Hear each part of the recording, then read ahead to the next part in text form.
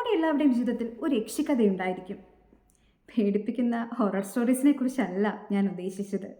മറിച്ച് പലയിടങ്ങളിൽ പല സാഹചര്യങ്ങളിൽ നാം തന്നെ കേന്ദ്ര കഥാപാത്രമാകുന്ന നമ്മുടെ സ്വപ്നമാകുന്ന കഥകളെക്കുറിച്ചാണ്. അതെ, KR മീരയുടെ കലാച്ചിയും അത്തരത്തിലൊരു യക്ഷിക്കഥയാണ്.